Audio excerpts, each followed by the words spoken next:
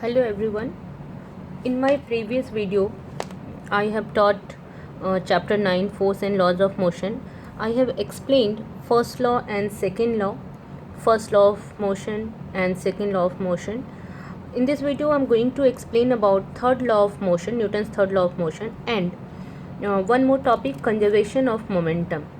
And then I'll explain some solved example also. So in my previous video, I have explained first law of motion. You must be remembering what is first law. First law says that any object remains in a state of rest or in a state of uniform motion along a straight line unless some external unbalanced force is applied on it. In second law, we have explained, the second law states that the rate of change of momentum is directly proportional to the unbalanced applied force in the direction of force. The mathematical form of Newton's second law is F is equal to ma, where F is the force, m is the mass, and a is the acceleration. If we apply a force F on an object of mass m, then this object will move with an acceleration a. अगर इस object पे F force हम लगा रहे हैं और इस object का मास m है, तो ये किस एक्सलेशन से मूव करेगा? वो a एक्सलेशन से मूव करेगा. Newton's first law explains about the force.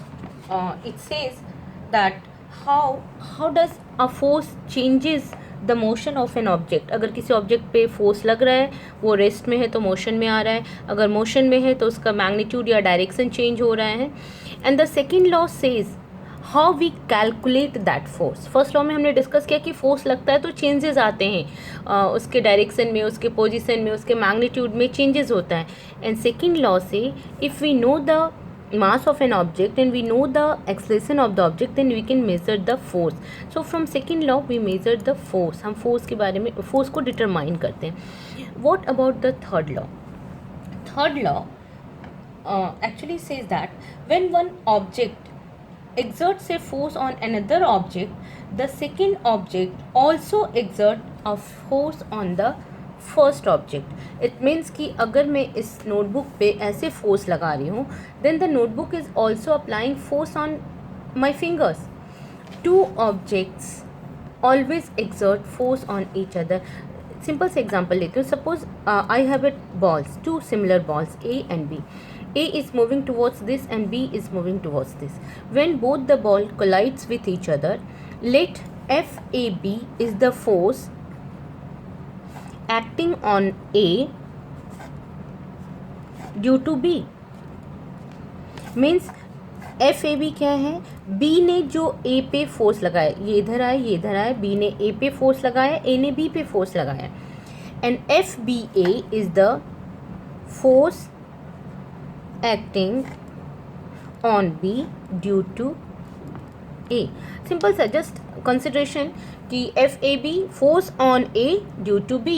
A पे B की वजह से जो फोर्स लगा that is FAB, and FBA is the force on B due to A.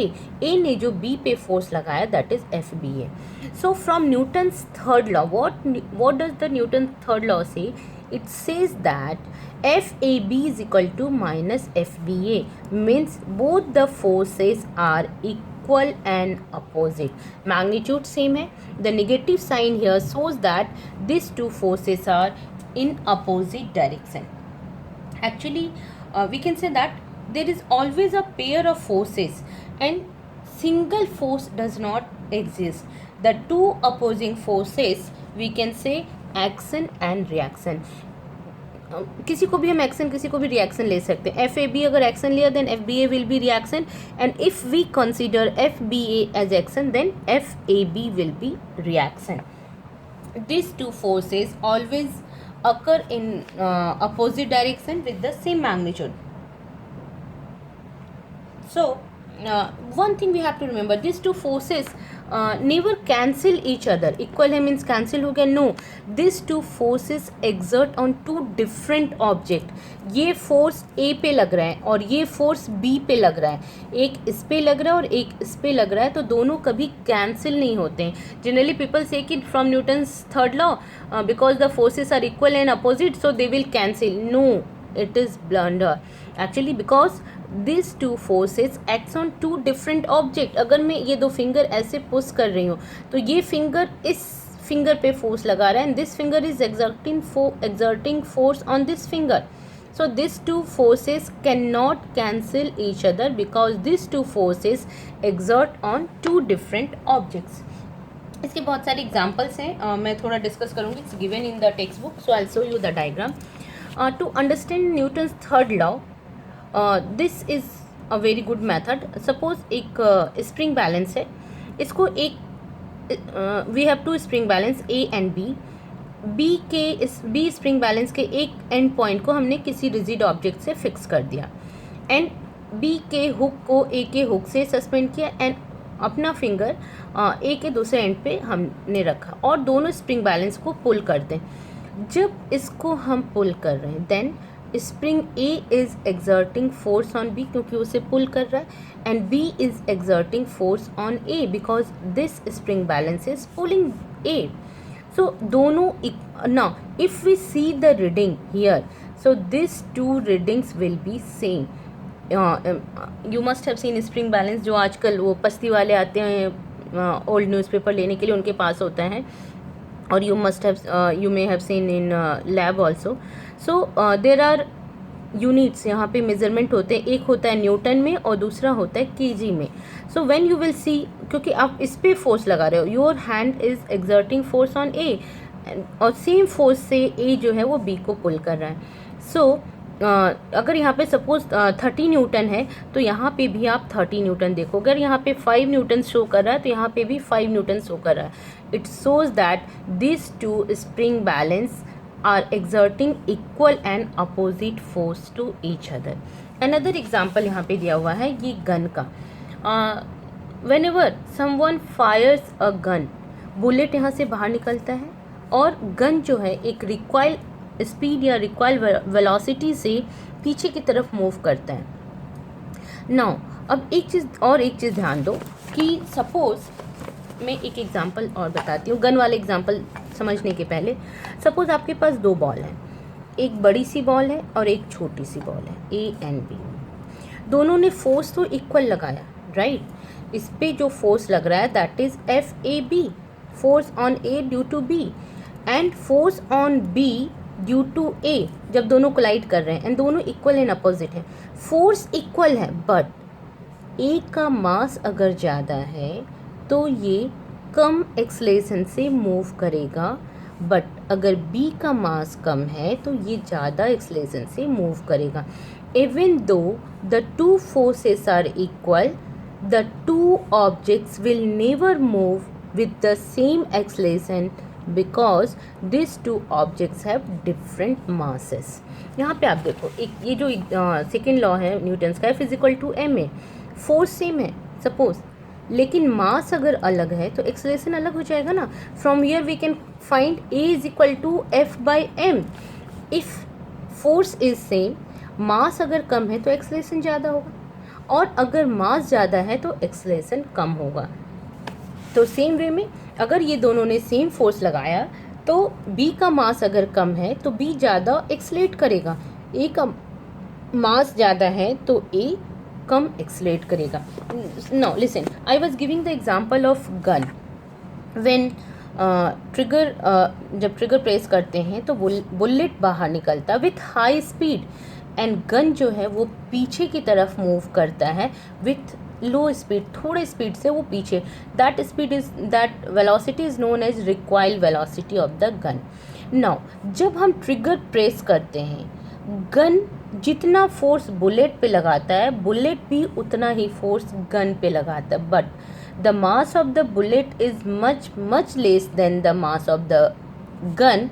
Therefore, the bullet moves forward with high acceleration and the gun moves backward with less acceleration. Bullet का मास बहुत कम है तो वो ज़्यादा speed, ज़्यादा acceleration, ज़्यादा speed से move करेगा। और गन का मास बुलेट के कंपैरिजन में, बुलेट तो छोटा सा है, बुलेट के कंपैरिजन में ज़्यादा है तो वो कम एक्सलेशन से पीछे की तरह अपोजिट होगा। बुलेट में इधर फोर्स लगा और गन में इधर फोर्स लगा, तो gun slow acceleration that means slow speed के साथ पीछे मूव करेगा, and this is known as backward recoil of the gun. ऐसे क्वेश्चन रीजनिंग में आते हैं कि when a bullet is fired why the gun moves backward with some recoil velocity. Because of Newton's third law of motion, gun and bullet both exerts equal and opposite force to each other. Because the mass of the bullet is less compared to the mass of the gun, so the bullet moves with more acceleration and the gun moves backward side with less acceleration. Another example is also given here. A person is jumping from a boat, कहीं पे सी के किनारे या river के किनारे उसे आना है जेट्टी पे सपोज. सो सेलर और a person jumps. when he wants to jump this side, what he does, he presses the boat in backward direction. वो जितना फोर्स बोट पे लगा रहा है बैकवर्ड डायरेक्शन में, बोट भी उसके फिट पे उतना ही फोर्स लगा रहा है अपवर्ड डायरेक्शन में, and because of that force the person comes on the shore और ऑन द टेबल, जो भी है जेट्टी यहाँ पे आ जाता है. Another example is also given. Two children are on two different cart, moving cart. यहाँ पे wheels लगे हुए हैं, वो move कर सकते हैं. So उनके पास एक heavy bag है. When this person throws the bag, this boy throws the bag, this bag exerts force on the girl. And same time जब ये इस पर फोर्स लगा के इधर थ्रो कर रहा है, बैग उसके हैंड पे फोर्स लगा रहा है, तो because of that force the cart moves backward. And when the girl throws back to the boy, throws back the bag to the boys, the girls move backward. तो अब देखो, अगर इसका मास कम है तो ये थोड़ा फास्ट मूव करेगी, और अगर इसका मास ज़्यादा है तो ये थोड़ा स्लो मूव करेंगे, बट दोनों मूव करेंगे, क्योंकि जैसे इसने इस पर फोर्स लगाया बैग पे फेंकने के लिए, हम किसी चीज़ को फेंकते हैं तो इस पर फोर्स लगा रहे हैं फॉरवर्ड डायरेक्शन में, जैसे बॉय ने बैग पे फोर्स लगाया, बैग ने बॉयज़ के हैंड पे लगाया, and because of that force ये जो कार्ट है वो पीछे की तरफ मूव करेगा. So this are the examples of Newton's third law. once again I want to say one thing. These two forces, action and reaction forces, are always equal in magnitude and they are opposite in direction, but these two forces do not produce same acceleration or accelerations of equal magnitude, because they exert mass, they exert objects, different objects of different masses. So till now first law, second law and third law you have understood. Now I'm going to explain based on second law, using the second law and third law I'm going to explain law of conservation of momentum. These things you have to understand very well, because derivation of this law comes either 3 or 4 marker. So I'm going to explain law of conservation of momentum. Law of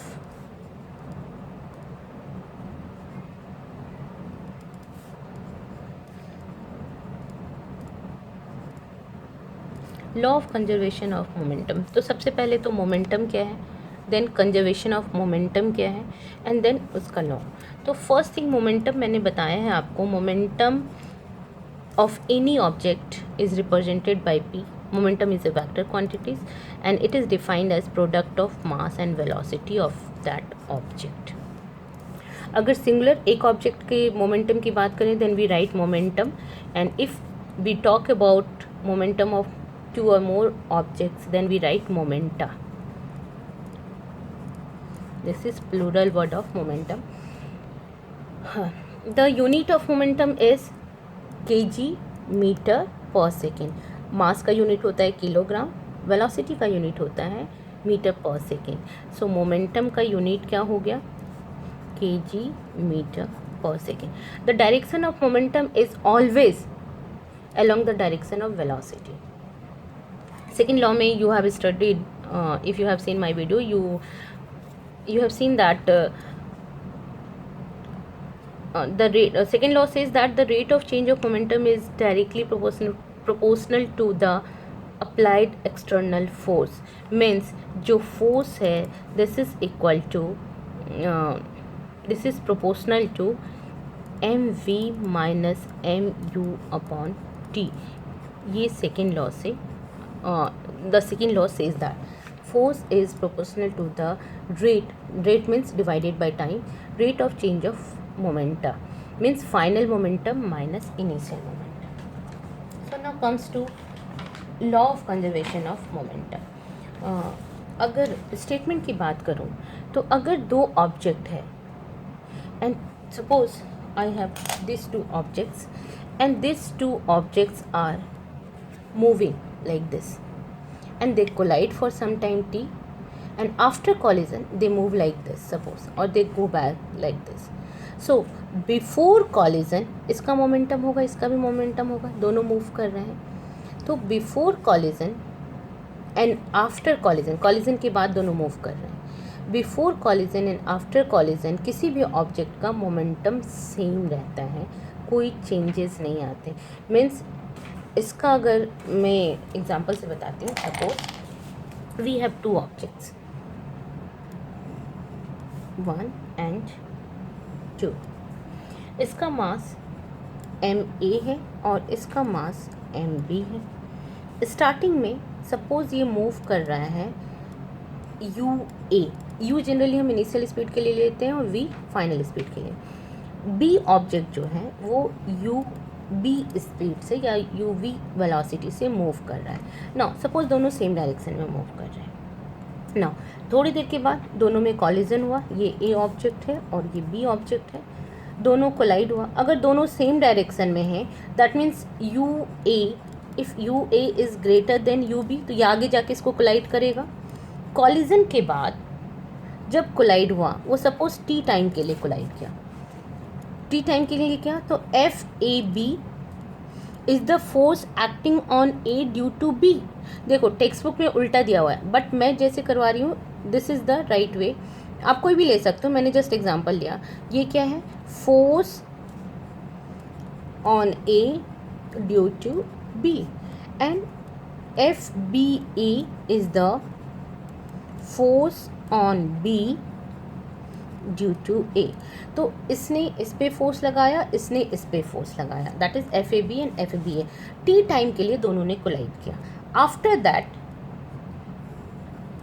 ये जो object था ए वो suppose V A speed से move कर रहा है after collision, और ये जो बी ऑब्जेक्ट था वो किससे मूव कर रहा है, वी बी से. Once again I am explaining. There are two objects, two balls, suppose A and B. The mass of the ball A is ma, the mass of the ball B is mb. The ball A is moving with speed ua, the ball B is moving with speed ub. Both are moving in the same direction. Suppose ua is more than ub, then only A will collide with B. The ball A collides with ball B for time t. t time के लिए collide किया. At the time of collision, A exerts force on B and B exerts force on A. After collision, suppose ball A moves with velocity VA and ball B moves with velocity VB. Now, एक बार अगर आपको यहाँ तक समझ में आ गया, नहीं आया तो मैं एक चीज़ और लिख देती हूँ यहाँ पे. लेट सारे टर्म्स लिख रही हूँ. MA is the mass of ball A, mb is the mass of ball B, ua is the initial speed of A before collision, ub is the initial speed of ball B before collision, va is the velocity of ball A after collision, vb is velocity of ball B after collision, t is the time of collision, fab is the force on A due to B and FBA is the force on B due to A. Now इतनी चीज़ें आप अच्छे से समझो, then I will do the derivation of this law. Then momentum of ball A before and after collision. क्या होगा? Momentum होता है mass into velocity.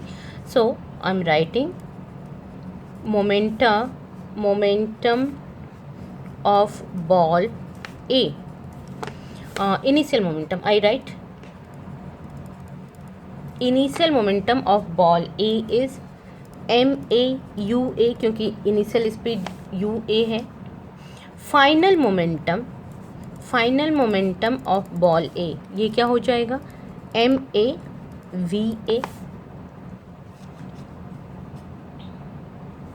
now similarly initial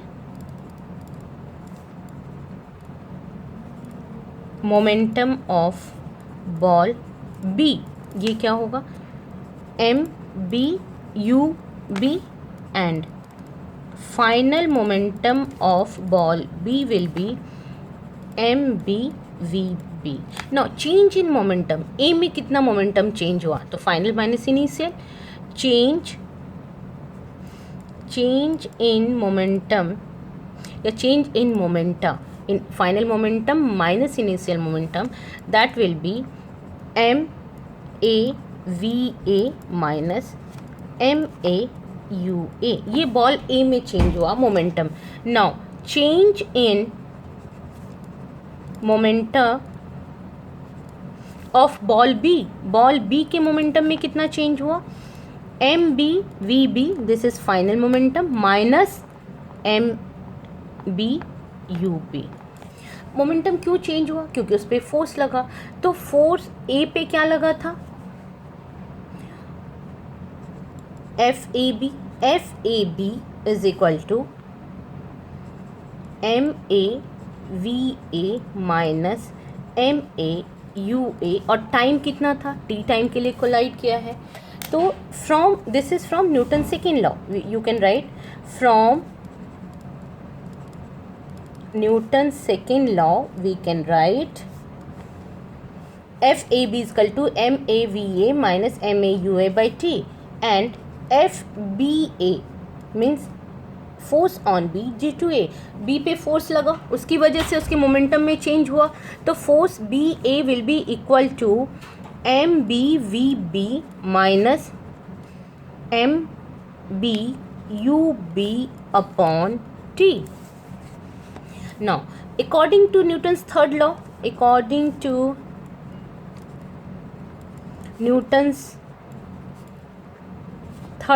what we know? FAB is equal to minus FBA. Forces are equal in opposite क्योंकि दोनों ball collide हुए हैं. So FAB की value डालो, FBA की वैल्यू डालो, and then we derive. FAB क्या है हमारा? MAVA minus MAUA by T. ये मैंने FA की वैल्यू डाली यहाँ से, इज इक्वल टू माइनस. अब BA की वैल्यू डालो, MBVB minus MBUB upon T. दोनों के डिनोमिनेटर में T है, so this T will get cancel. आपका हो जाएगा MA. देखो टेक्स्ट बुक में इतने डिटेल में नहीं दिया हुआ है, you have to go through each and every steps. अपनी नोटबुक में लिखोगे, and wherever you find a doubt please discuss this with me in the online class, live class. So MAVA ये रहा minus MAUA, this is equal to, minus है ये minus यहाँ पे MBVB, and minus minus will become plus sorry ये U है, UB. इस minus को इधर ले जाओ और इस माइनस को इधर ले आओ. MAVA ये इधर आ गया तो प्लस हो गया. MBVB इज इक्वल टू, इसको इधर ले गए, ये माइनस था, साइड चेंज किया, प्लस हो गया. MAUA plus MBUB.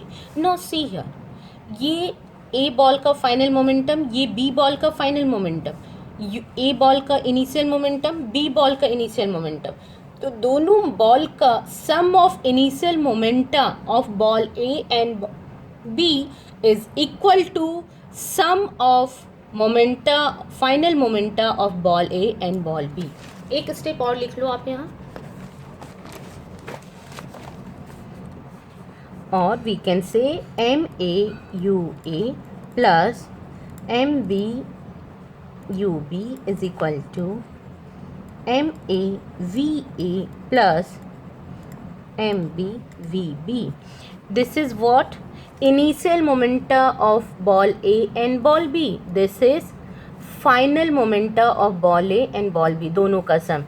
So the law of conservation of momentum says that the total momenta or sum of momentum of two ball before collision is equal to sum of momenta of two objects after collision. And this law is not true only for two objects.